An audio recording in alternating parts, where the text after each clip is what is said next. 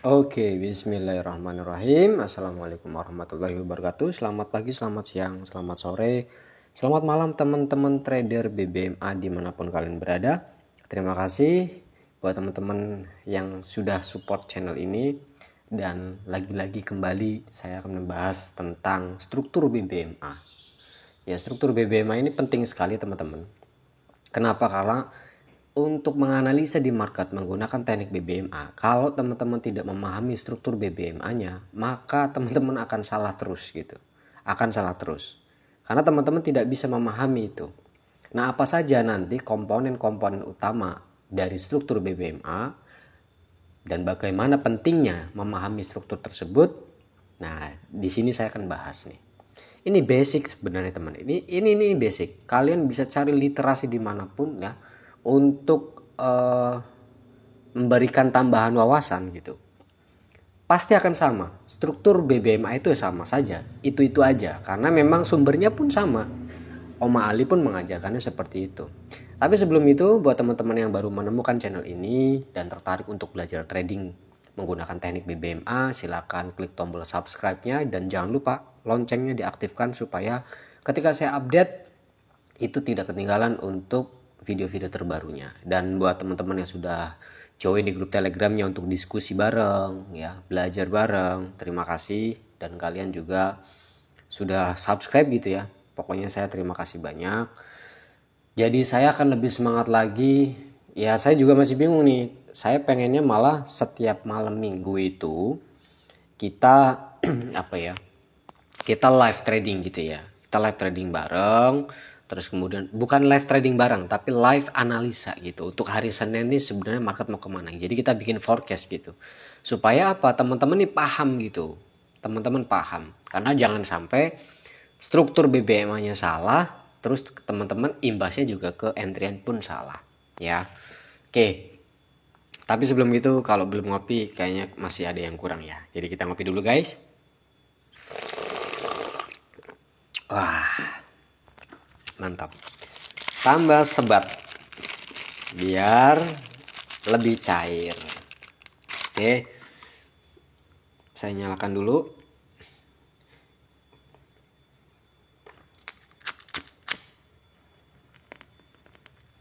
Oke.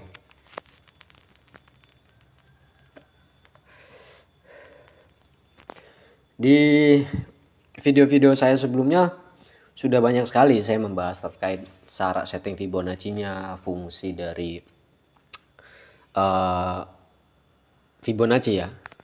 Fungsi dari Fibonacci itu sebenarnya tugasnya hanya untuk apa saja. Itu sudah pernah saya bahas. Settingannya pun sudah saya bahas juga. Jadi buat kalian mungkin baru menemukan channel ini dan menemukannya di video ini, coba kalian cek di playlist saya atau cek di beranda saya, cek di videonya, nanti scroll aja paling bawah itu sudah pernah saya bahas. Kalau kalian mempelajari dari awal mungkin nanti akan paham ya. Jadi saya memintalah kepada teman-teman coba untuk belajar dari video-video awal saya. Mumpung videonya belum banyak nih teman-teman. Mumpung videonya belum banyak. Ya.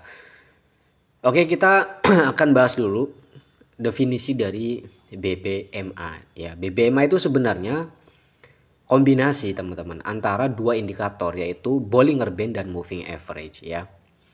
Moving average-nya apa saja yang digunakan? Ya kalau Bollinger Band ini yang warna hijau ya teman-teman. Ada top BB, ada mid BB dan low BB. Standar, ini settingannya standar. Kemudian komponen yang keduanya apa? Kombinasinya yaitu moving average. Moving average yang digunakan oleh BBMA ini, teknik BBMA atau strategi BBMA, ini hanya EMA50 eksponensial ya. Ini eksponensial. Yang warna pink ini EMA50. Kemudian yang putih-putih ini sebenarnya hanya dua teman-teman. MA510 high dan MA510 low ya. Yang bawah ini MA510 low. Settingannya sudah pernah saya buatkan juga, silakan disimak. Yang atas MA510 high. Udah, cuman 3 indikator ini saja teman-teman sebenarnya. Ya. Fungsinya apa? Fungsinya sama. Bollinger Band pun untuk mid BB sebenarnya ini juga moving average tapi simple ya. Tipenya simple. Mid BB ini sebenarnya moving average simple period 20. Kalau yang kuning, yang pink ini eksponensial periodnya 50. So, mid BB dan EMA 50 ini fungsinya hanya untuk membaca arah tren.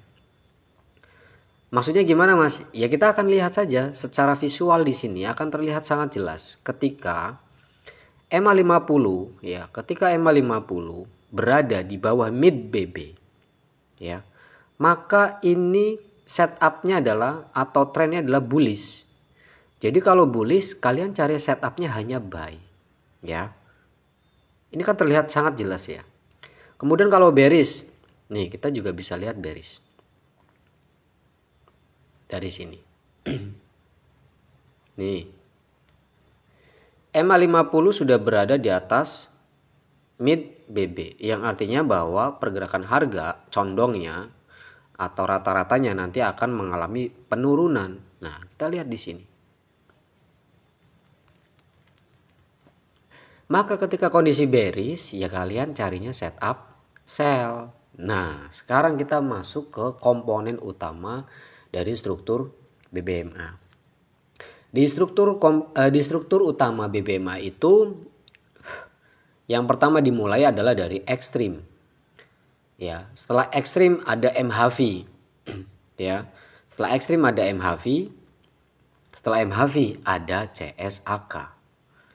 Nah, setelah ada CSAK, barulah nanti kita masuk ke zona re-entry, tempat di mana kita untuk entry. Sebagai contoh, kita lihat di sini. Ekstrim adalah cirinya indikator MA510 baik itu high ataupun low. Kalau bearish berarti kita fokusnya di MA510 low. Ini namanya extreme buy. Loh, kan itu di bawah, posisinya di bawah Bollinger Band. Iya, karena fungsi dari extreme ini adalah menandakan bahwa pergerakan harga sudah tidak kuat untuk melanjutkan pergerakannya. Ini hanya tanda, teman-teman. Artinya bukan berarti fix harga terus akan naik, tidak. Ada komponen yang kedua yaitu yang namanya MHV. Ya. Ekstrim, saya ulangi, ekstrim adalah indikator MA510 yang keluar di Bollinger Band. Artinya dia keluar nih, baik itu MA5-nya ataupun dua-duanya keluar dari Bollinger Band, itu namanya ekstrim. Nah, kita sudah bisa mengetahui bahwa ketika ada ekstrim, ini pertanda bahwa harga ini sudah tidak mampu, ya, sudah tidak kuat untuk melanjutkan perjalanannya.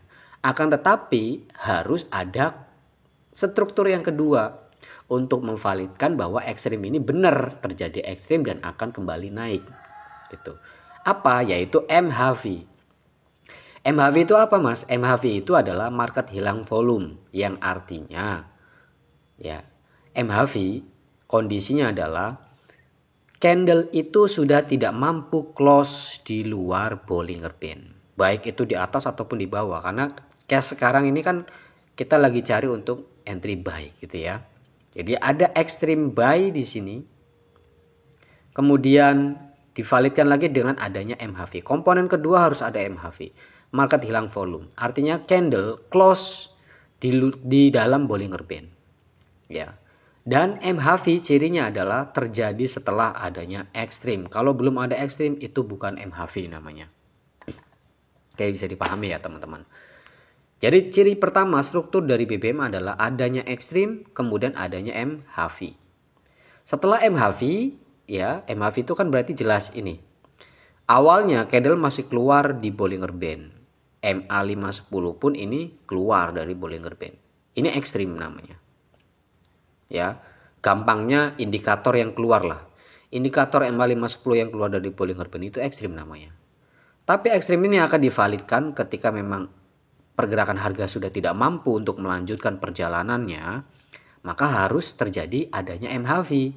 MHV itu berarti ada candlestick yang dia close-nya di dalam Bollinger Band. Nah, ini close, Mas. Ini close, ini close. Lebih mudahnya kalian cari support yang terbentuk di dalam Bollinger Band. Itu MHV teman-teman. Contohnya ini ya, begitu harga sudah keluar, ekstrim pun keluar, tiba-tiba MA510 ini sudah, MA5 nya sudah mulai masuk lagi ke dalam Bollinger Band, kemudian terjadi support di sini ya, terjadi support. Apakah ini MHV? Betul, ini MHV ya, karena setelah ada ekstrim maka ini MHV nya, market hilang volume. Nah, kemudian setelah itu apa? Struktur komponen utama BBMA sudah ada ekstrim, sudah ada MHV, maka kita menunggu terjadinya sinyal.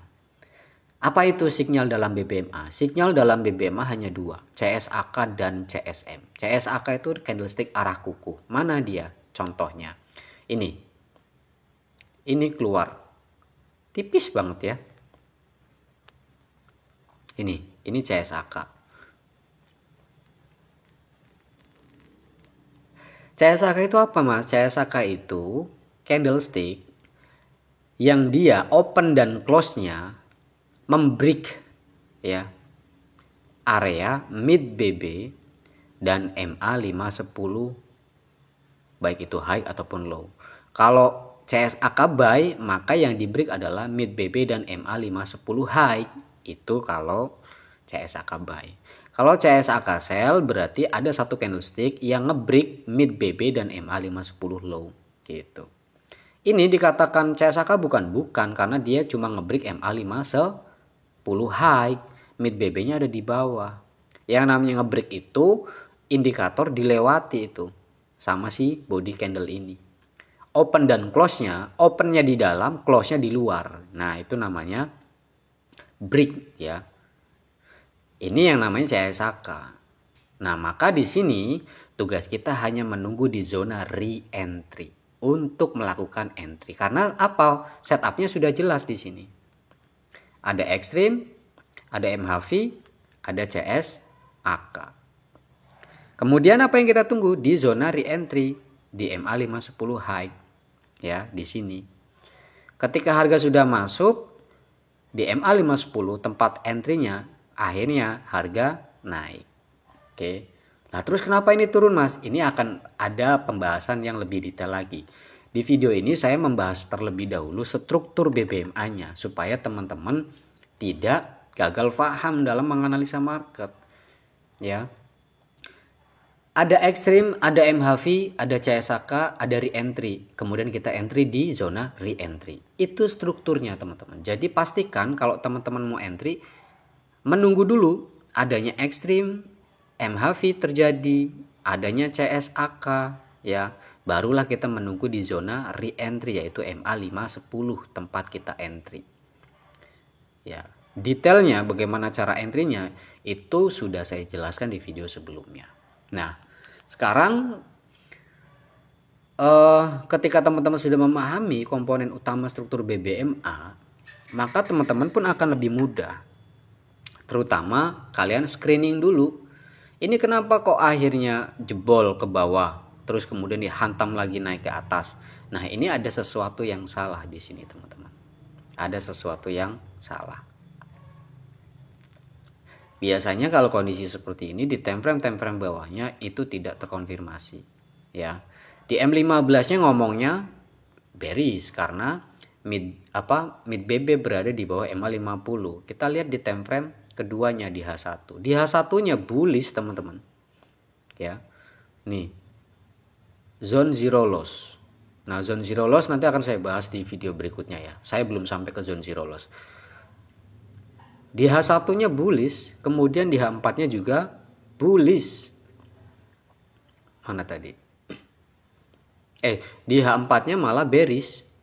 Nah, ini mana yang harus diambil? Nah, ketika 3 time frame itu mengatakan kuatnya bearish, ya kalian cari setupnya bearish. Meskipun ada satu time frame yang ngomongnya bullish, gitu ya. Nah, itu yang harus teman-teman pahami. Nah, sekarang kita lihat ya. Tetap kita menganalisa dari time frame besar ya, teman-teman. Perhatikan, gampangnya saya ngomong CSAK yang valid itu ketika posisi CSAK itu mengikuti trennya. Ya, sebagai contoh, MA50 masih berada di atas mid BB, artinya kondisi bearish ya. Kemudian ini ada CSAK. Kita lihat. ya. Kita akan lihat di sini ada CSAK, sinyal kan berarti. Sinyal BBMA. CSAK sell itu candlestick arah kuku yang menandakan bahwa candle ini sudah ngebreak mid BB yang perjalanannya dia akan melanjutkan minimal di top BB, minimal di low BB. Minimal di low BB. Maka ketika ada CSAK seperti ini, kita hanya menunggu zonanya di area MA510 high. Ini adalah zona re-entry, tempat di mana kita entry. Oke. Menunggu nih 4 jam berikutnya, 4 jam berikutnya, 4 jam berikutnya, 4 jam berikutnya. 16 jam kita menunggu baru candle ini masuk ke dalam zona re-entry-nya. Cukup lama, tapi it's okay. Trading itu memang lebih banyak menunggu ya. Menunggu apa? Menunggu setup teman-teman. Gak usah buru-buru. Karena ketika kita sudah menemukan setupnya bagus itu. Oke, kita tandai kenapa akhirnya harga turun ya. Lihat di sini. Dia sudah masuk zona re-entry-nya. Ya, ada candlestick yang dia close-nya masih di MA510 high. Jadi kalau candle H4 ini kita mengamati dari H4, maka H4 ini harus kondisinya menunggu candle close. Jangan ketika ini berjalan nanti akan banyak salahnya. Tunggu dia close. Setelah close, loh kok close-nya masih di MA510 high nih. Dan ini ada sinyal terakhir yaitu CSAK sell. Oke, kita turunkan ke time frame yang kedua. Masuk ke rumus nanti ya. Zona entry pertama adalah apa teman-teman? Re-entry ya. Kemudian kita lihat di sini. Di sini ada nggak yang masuk rumusnya re-entry? Setelah re-entry ada extreme ataupun apa? Reject. Nggak ada. Nah kalau kondisi seperti ini gimana mas? Kondisi seperti ini kalian boleh menggunakan opsional time frame M30 untuk melihat apakah di area tersebut ada ekstrim. Kita lihat ataupun reject ya. Oh, ternyata di sini sudah ada ekstrim. Bahkan ini menjadi MHV. Apa tadi saya katakan MHV adalah market hilang volume. Cirinya apa? Candlestick sudah tidak mampu lagi close di luar Bollinger Band. Ini close-nya di dalam Bollinger Band. Ini MHV? Iya. Ini MHV? Iya gitu. Oke, setelah itu, oke, rumus pertama re-entry. Yang kedua ini rejection top BB. Ya, reject top BB. Bahkan ada ekstrim juga di sini. Malah akhirnya ketemunya di sini ada MHV. Kita turunkan satu time frame di time frame ketiga yaitu M15 sebagai tempat kita entry. Maka di situ pun harus syaratnya terpenuhi. Rumusnya yang terakhir adalah wajib ada ekstrim ya. Kita lihat setelah ada ekstrim kemudian membentuk yang namanya CSAK. Setelah ada CSAK sudah lengkaplah struktur BBMA itu. Kemudian untuk mencari entry-nya adalah ketika harga masuk ke zona MA510 high. Ini adalah zona re-entry-nya ya. Setelah masuk kemudian kita tarik Fibonacci dari candlestick arah kuku itu yang nge-break. Nah, seperti ini. Maka lihat teman-teman, ketika dia menjadi CSAK harga turun dulu. Setelah itu dia mulai naik menjemput area MA510 high-nya. Nyentuh aja, kalian entry aja karena ini sudah di time frame ketiga, nggak perlu konfirmasi lagi. Tapi kalau mau sharp entry lagi boleh nggak? Boleh, turun lagi sampai ke M1 dengan struktur yang sama. Ya, kemudian dia drop sampai ke TP2, bahkan sampai ke TP3. Nah, kalau kita menemukan struktur lengkap dengan entry-nya adalah follow trend, bisa kita dapatkan sampai dengan target profit yang cukup jauh, teman-teman. Ini kurang lebih sekitar 160 pip ya.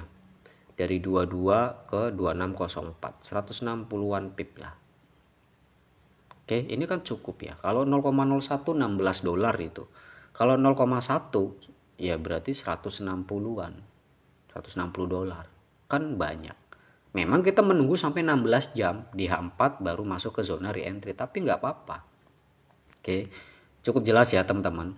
Silakan nanti kalau misalkan mau belajar lebih detail gitu, kalian bisa ikut private mentoringnya saya, one on one ya. Dan saya menggaransikan pendampingan itu sampai biaya private kalian tuh kembali. Jadi saya nggak main-main untuk mendampingi teman-teman sampai memahami struktur BBMA ini. Supaya apa? Supaya teman-teman tuh bisa paham gitu dan tidak salah-salah lagi. Meskipun ada salahnya, ada. Tapi kan kita nanti akan diajari bagaimana memanage kondisi resiko tersebut, ya. Dan buat teman-teman yang mau berdiskusi bareng, boleh silakan masuk ke grup Telegramnya, linknya ada di deskripsi. Ya, jadi seperti itu aja teman-teman. Semoga bermanfaat. Sampai jumpa lagi di video berikutnya. See you next time and bye-bye.